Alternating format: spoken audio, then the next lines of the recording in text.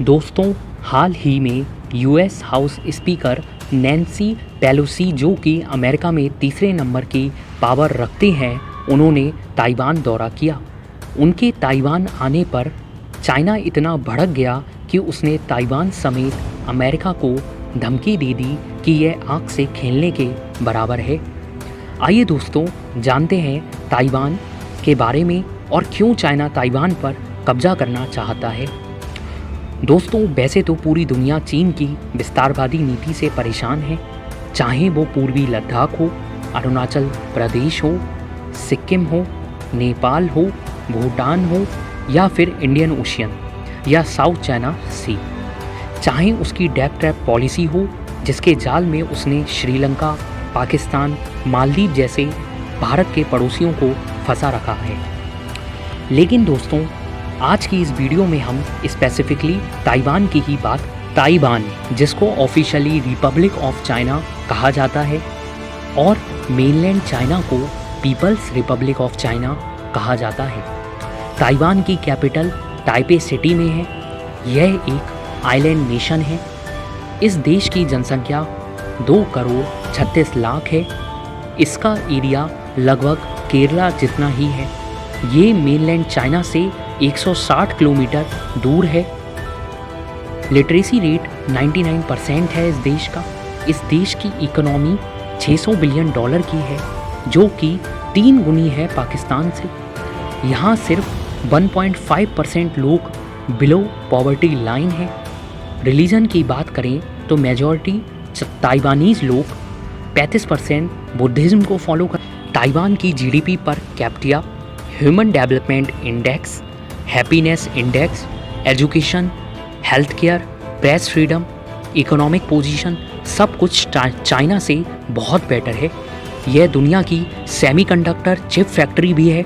Semiconductor chips जो आपके computer, laptop, smartphone का अहम हिस्सा होती हैं, उसका 65% हिस्सा अकेले ताइवान में ही बनता है। इसके पास 2,20,000 आर्मी पर्सनल हैं। आइए दोस्तों, जानते हैं इतिहास के बारे में। चाइना में पहले क्विंग वंश का शासन था। यह एक बहुत कमज़ोर साम्राज्य था, इसलिए जापान ने 1894 में चाइना पर अटैक कर दिया, जिसको हम first Sino Japan war 1894 to 1895 के नाम से भी जानते हैं। और ताइवान आज का कोरिया और कुछ तटीय क्षेत्र चाइना का, उस पर जापान ने कब्जा कर लिया। इस हार के बाद चाइना का क्विंग वंश छोटे छोटे राज्यों में टूटने लगा। फिर चाइना के एक बहुत बड़े नेता थे जिनका नाम था सन यट सेन।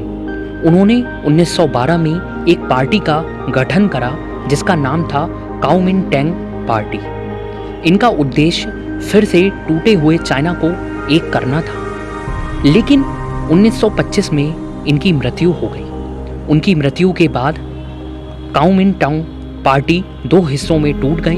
एक थी नेशनलिस्ट पार्टी और दूसरी कम्युनिस्ट पार्टी। नेशनलिस्ट पार्टी को लीड कर रहे थे चांग काई शेक और कम्युनिस्ट पार्टी को माओ जेडोंग लीड कर रहे थे। नेशनलिस्ट पार्टी लोकतंत्र पर विश्वास रखती थी और कम्युनिस्ट पार्टी तानाशाही पर। इन दोनों का एक ही सपना था कि हम चाइना को एक कर दें। लेकिन नेशनलिस्ट चाहते थे कि पूरी चाइना पर उनका राज हो और कम्युनिस्ट चाहते थे कि उनका राज हो।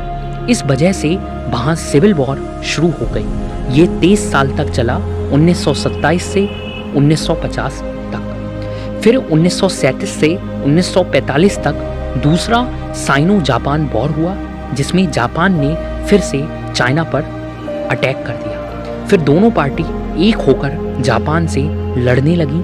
यह युद्ध 1945 तक चला, जब जापान पर न्यूक्लियर बॉम्ब गिराया गया था और जापान युद्ध हार गया। और जो चाइना का एरिया जैसे कि ताइवान, वो सब चाइना पर वापस चला गया जब जापान युद्ध हार गया। फिर 1945 के बाद रूस में भी कम्युनिस्ट की सरकार थी और फिर कम्युनिस्ट ने नेशनलिस्ट पर जोरदार हमला किया और 1949 में पूरी चाइना से नेशनलिस्ट को भगा दिया और लगभग 20 लाख नेशनलिस्ट लोग चांग काई शेक के नेतृत्व में मेनलैंड चाइना को छोड़ ताइवान जिसको उस समय फॉर्मोसा कहते थे, वहाँ जाकर बस गए।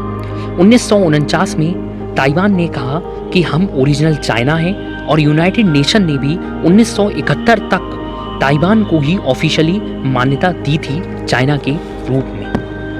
लेकिन 1971 में दुनिया ने मेनलैंड चाइना को मान्यता दी और आज तक सिर्फ 15 देश ही ताइवान को ऑफिशियली रिकॉग्नाइज करते हैं। इसलिए दोस्तों, चाइना दुनिया भर में वन चाइना पॉलिसी को साइन करवाता फिरता है कि एक ही चाइना है और ताइवान हमारा हिस्सा ही है। जबकि ताइवान 7 दशकों से अलग देश है, उसका अलग संविधान है, अलग झंडा है, इंडिपेंडेंट कंट्री है, फिर भी विस्तारवादी चीन अपनी ताकत का इस्तेमाल करके ताइवान पर कब्जा करना चाहता है। इस तरीके से वो भारत के लद्दाख, अरुणाचल प्रदेश और इंडियन ओशियन पर भी कब्जा करना चाहता है। उम्मीद करता हूँ वीडियो इन्फॉर्मेटिव लगी होगी। धन्यवाद।